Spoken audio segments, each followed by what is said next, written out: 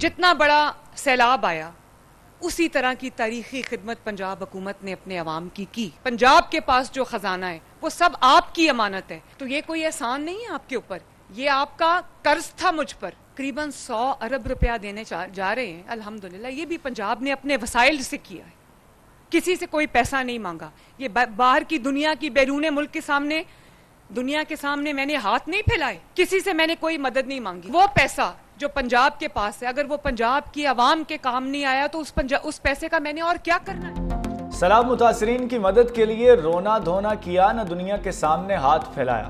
وزیر اعلیٰ پنجاب مریم نواز کے لہجے میں سختی۔ دیپال پور میں سیلاب متاثرین میں امدادی چیکس تقسیم کرنے کی تقریب سے خطاب میں کہا، سیلاب آتے ہیں تو حکومتیں کئی سال پیسے مانگتی رہتی ہیں، حکمران روتے رہتے ہیں، ہم نے کوئی رونا دھونا نہیں کیا، حکومت کا پیسہ عوام کے کام نہ آئے تو کس کام کا؟ پنجاب میں تاریخ کا بدترین سیلاب آیا، حکومت نے اپنی عوام کی اتنی ہی تاریخی مدد کی، شکر ہے آج سے متاثرین کی بحالی اور آبادکاری شروع ہو گئی، 15 اضلاع میں امدادی چیکس کی تقسیم شروع کر دی گئی ہے، متاثرین کی بحالی کے لیے 100 ارب روپے رکھے گئے ہیں جو متاثرین پر ہی خرچ ہوں گے، میں نے کرپشن کے تمام دروازے بند کر دیے ہیں، پنجاب کے خزانے میں جو کچھ بھی موجود ہے وہ آپ کی امانت ہے۔ وزیر اعلیٰ مریم نواز نے سیلاب متاثرین سے مسائل دریافت کیے، تمام نقصانات کا ازالہ کرنے کی یقین دہانی کرائی۔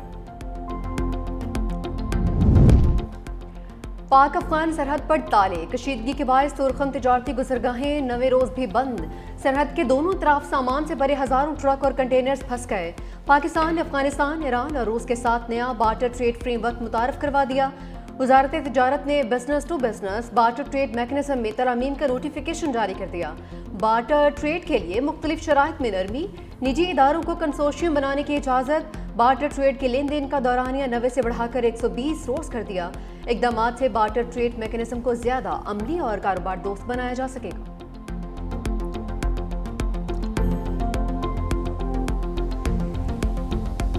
دہشت گردی کا خاتمہ نہ کیا تو خطے کے امن کو سنگین خطرات لاحق ہو سکتے ہیں، پاکستان اور افغانستان جنگ بندی معاہدے کا بنیادی مقصد دہشت گردی کو ختم کرنا ہے، وزیر دفاع خواجہ آصف کا الجزیرہ کو انٹرویو، کہا دونوں ممالک اس نتیجے پر پہنچے ہیں کہ دہشت گردی پر قابو پانے کے لیے سنجیدہ کوششیں کریں گے، دیکھنا ہوگا معاہدے پر کتنا عمل ہوتا ہے، امید ہے اب امن لوٹے گا، دو طرفہ تعلقات معمول پر آ جائیں گے، پاک افغان تجارت اور ٹرانزٹ بھی دوبارہ شروع ہوگی، جن افغان مہاجرین کے پاس ویزے نہیں ہیں انہیں واپس جانا ہوگا، جنگ بندی معاہدے کے لیے تعمیری کردار پر امیر قطر اور ترک صدر کا شکریہ ادا کرتے ہیں، معاہدے کی تفصیلات کو حتمی شکل دینے اور مؤثر طریقہ کار وضع کرنے کے لیے ایک اجلاس آئندہ ہفتے استنبول میں ہوگا۔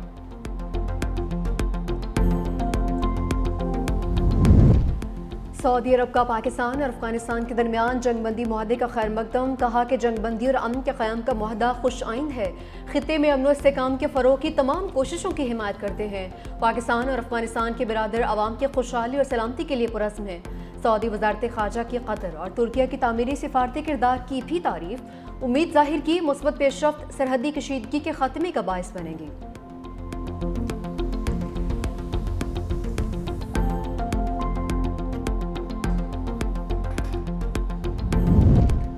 بجلی کی پیداوار کے زیادہ سے زیادہ مثبت استعمال کو یقینی بنانے کے لیے پالیسی پر کام کیا جائے گا، وزیر اعظم کی زیر صدارت پاور ڈویژن کے اصلاحاتی پیکج پر جائزہ اجلاس، وزیر اعظم کی صنعتی پیداوار بڑھانے کے لیے جامع اور مؤثر پالیسی سفارشات تشکیل دینے کی ہدایت، زراعت اور صنعت کے شعبے کو ہر ممکن سہولت پہنچانا حکومت کی اولین ترجیحات میں شامل ہے، بجلی کی پیداوار کا بہترین استعمال صنعتی مصنوعات اور زرعی پیداوار میں اضافے کے لیے استعمال کیا جا سکتا ہے، وزیر اعظم کو پاور ڈویژن کی طرف سے بجلی کی پیداوار اور اس کے جامع اور مؤثر استعمال پر ممکنہ اصلاحاتی پیکج پر بریفنگ دی گئی، وزیر اعظم آئندہ ہفتے سعودی عرب کے 3 روزہ اہم دورے پر روانہ ہوں گے، اعلیٰ سیاسی اور عسکری قیادت بھی وزیر اعظم کے ہمراہ ہوگی۔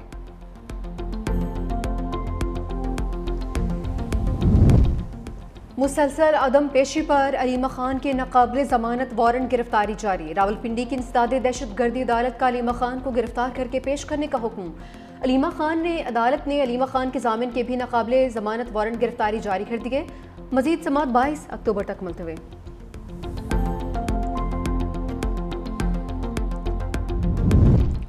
دہشت گرد ترقی کے دشمن ہے، وزیر اعلیٰ بلوچستان سرفراز بگٹی کا صوبائی اسمبلی سے خطاب، کہا دہشت گردوں سے مروب نہیں ہوں گے، تخریب کاری کو کسی صورت برداشت نہیں کریں گے، دہشت گردی کے خلاف جنگ میں ہزاروں جانوں کی قربانیاں دیں۔ قوم دہشت گردی کے خلاف جنگ میں سیسا پلائی دیوار بن کر کھڑی ہے۔ اس جنگ میں سیکیورٹی فورسز کے شانہ بشانہ ہیں۔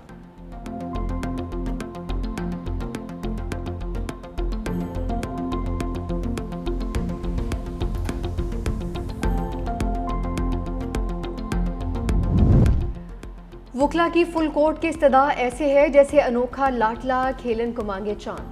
جسٹس نعیم اختر افغان کے ریمارکس۔ 26ویں ترمیم کے خلاف دائر درخواستوں پر سماعت۔ وکیل اکرم شیخ کی بھی فل کورٹ کے حق میں دلائل۔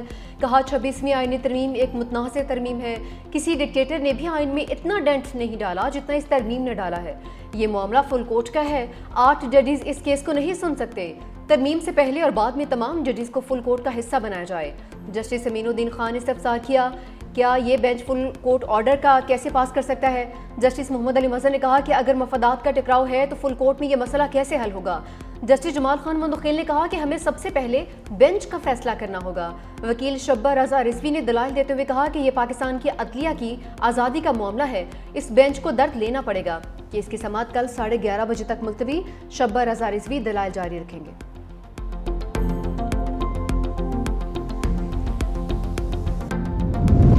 اسرائیل کی مسلسل خلاف ورزیاں غزہ معاہدے کے لیے خطرہ بن گئیں۔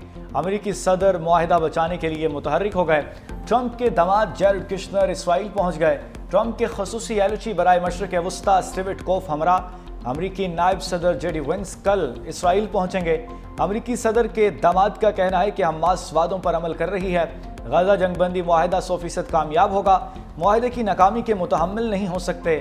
خلیل الحیہ کی قیادت میں حماس کا وفد بھی مذاکرات کے لیے قاہرہ پہنچ گیا۔ دوسری جانب فرانس کے صدر ایمانوئل میکرون کا سعودی ولی عہد کو فون۔ غزہ کی صورتحال پر تبادلہ خیال۔ مستقل جنگ بندی کے لیے کوششیں جاری رکھنے کے عزم کا اعادہ۔ اسرائیل کے جنگ بندی معاہدے کے باوجود وحشیانہ حملے، 45 فلسطینی شہید۔ خون کی ہولی کھیلنے کے بعد جنگ بندی معاہدہ دوبارہ بحال۔ غزہ میں سرنگوں سمیت حماس کے درجنوں اہداف پر 100 سے زائد راکٹ حملے۔ بے گھر افراد کے خیموں اور نصیرات کیمپ پر بھی بمباری۔ جنگ بندی کے بعد اسرائیلی فوج کے حملوں میں شہادتوں کی تعداد 98 ہو گئی ہے۔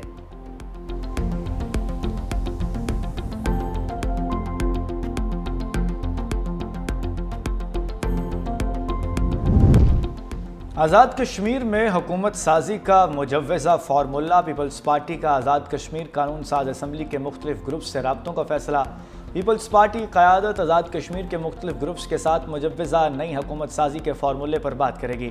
پیپلز پارٹی اعلیٰ قیادت نون لیگ کے ساتھ آزاد کشمیر اسمبلی کی مدت، الیکشن اور دیگر آئینی امور پر بات چیت کریں گے۔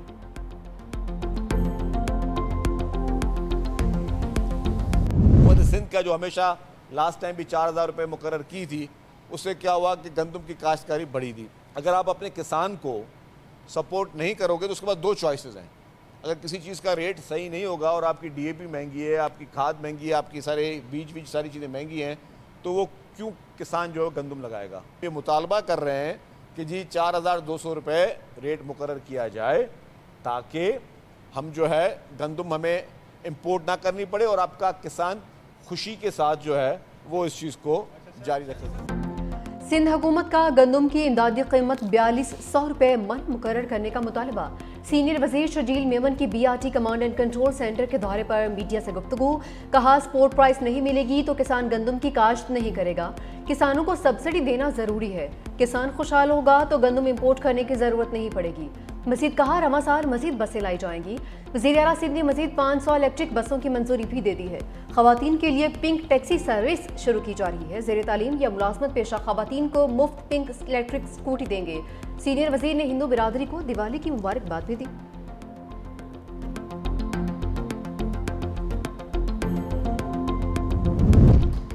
مہنگائی کے موسم میں ٹماٹر بھی وی آئی پی بن گیا۔ ملک کے بیشتر شہروں میں ٹماٹر کی قیمت آسمان پر 500 سے 600 روپے کلو تک فروخت۔ سیلاب اور پاک افغان بارڈر بند ہونے سے قیمتیں مزید بڑھ گئیں۔ ماہر معاشیات کہتے ہیں کہ افغانستان سے ٹماٹر کی امپورٹ بند ہونے کا صرف بہانہ بنایا جا رہا ہے۔ ایران سے ٹماٹر کی وافر مقدار میں ترسیل جاری ہے۔ اصل ذمہ دار مڈل مینز اور ذخیرہ اندوز ہیں۔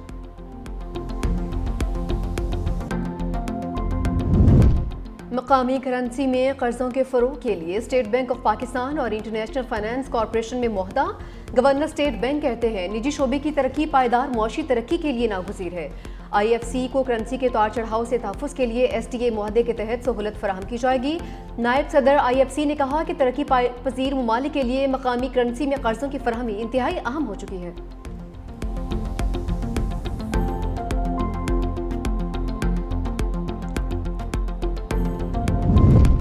راولپنڈی میں فائرنگ اور تشدد کے نتیجے میں ایک شخص جاں بحق 2 زخمی۔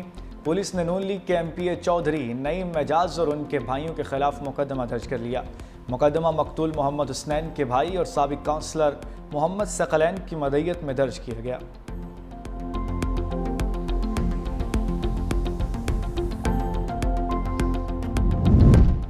شکارپور میں زمین کے تنازع پر خون کی ہولی، 2 گروپس میں فائرنگ، 4 افراد جاں بحق، خاتون سمیت 6 زخمی ہو گئے۔ لاشوں اور زخمیوں کو اسپتال منتقل کر دیا گیا۔